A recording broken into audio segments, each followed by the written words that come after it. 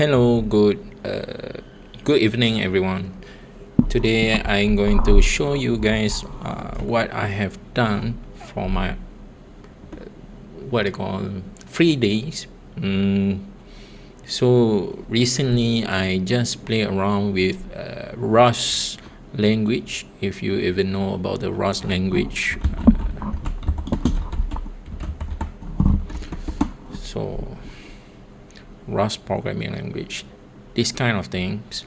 And then after I give it a thought, I start to do some kind of something that very different from my paradigm previously, which is making a games.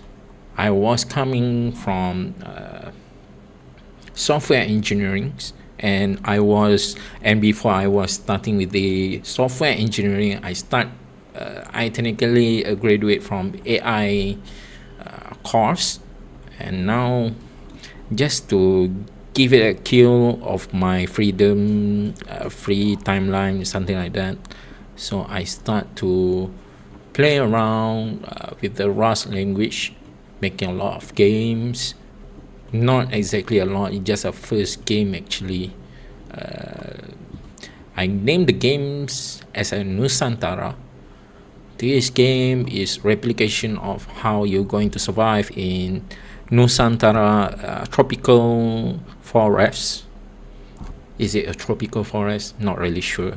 But if you're wondering where's the Nusantara is technically is around Malay Peninsula, around Malaysian, Indonesian, along Malaysia, Indonesia, and also Borneo. So it's a bit different. It's not a game that you have a winter or autumn or anything like that. We don't have a fall cycle weather. So let's give it a try. Something that I've done recently. Just a few minutes ago, my projects Nusantara. So in the Nusantara, I have what I call a milestone. So I just complete a first milestone, which is around what I've done here. There's around 17 closed tickets and PR. So that gives it a try.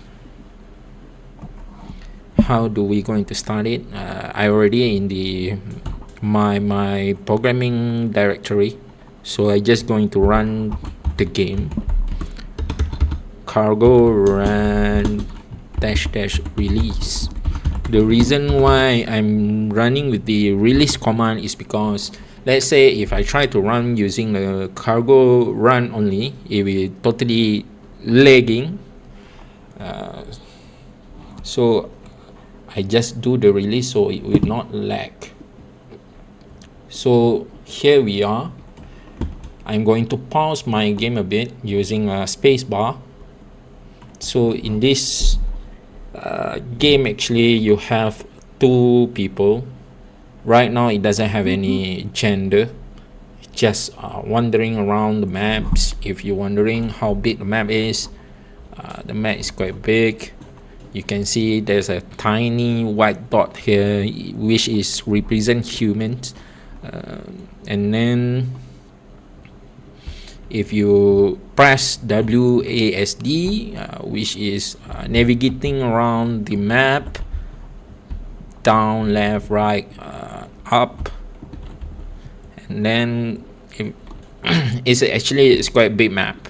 So if you scroll down a bit, you can see the pixels where human can do something. For example, I press C. C is for chopping tree. If you look into my log here, it's saying the chop tree, which because I press C, and you can just click wherever is a darker green, which is instruct our people to cut it down. Why I need to cut it down? Because later, right now is 7 a.m.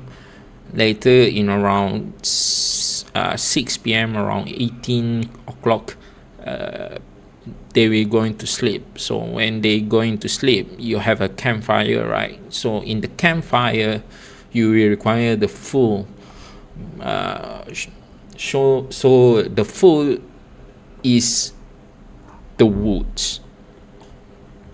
So let's chop a bit tree.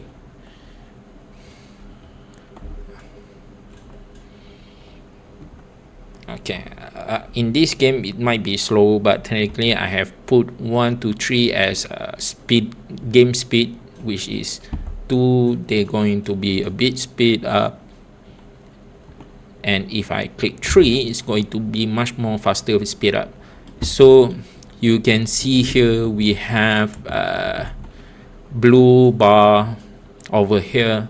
The blue bar is actually what I call stamina. So they have a stamina, and then we have a green bar here. A green bar here is a health point. Let's say if you hit the stamina around 0, they're going to like very tired, you know. If I'm not sure if it is showing here, maybe I can just make a double window so that everyone can see. It has stamina and also health bar. So let's say I press again to chop the tree. I'm going to click here and press spacebar to start again the game, but it's quite slow, so we're going to speed up a bit. So you can see here when the stamina about to hit 5 or 0, something like that, they're going to be tired, and when they're tired, they're going to catch a break, meaning that they're going to rest a bit, like strolling around, not exactly strolling around, just sitting down, something like that. That's what my vision is. So when they not tired anymore, they will continue their work. It's already 2 p.m. So I'm going to press F for making a campfire. I'm going to put it here, and they will start collecting the tree. You can see it suddenly stuck over here, right? Because they are tired, that's all. So when they recover a bit their stamina, they will continue. And you can see if they are too tired, there are penalty to their HP. They could die. So what to do if they could die? Technically they need to eat. So when they need to eat, I need to press G to forage a bush. I'm going to click over here. A bush, technically something like berries or something like that, so they can eat. Not sure if they make it up. Oh my god. There's a bug a bit, but it doesn't matter.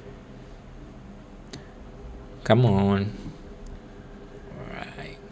Now one of them is recovering the health, and it's already 6 p.m.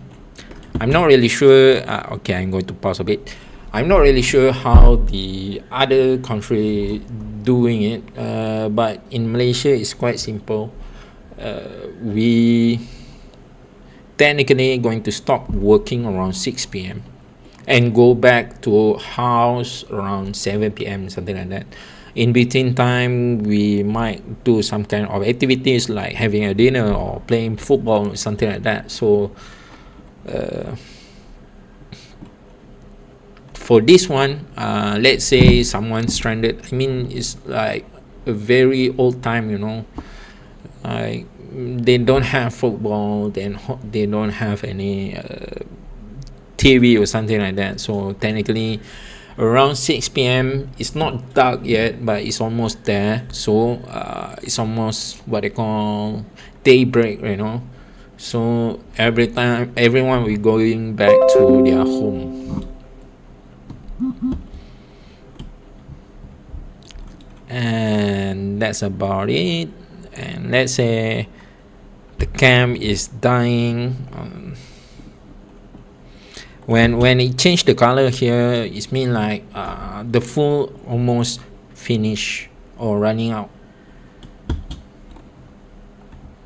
So we're going to speed a bit, and since the camp is gone, then it will become cold.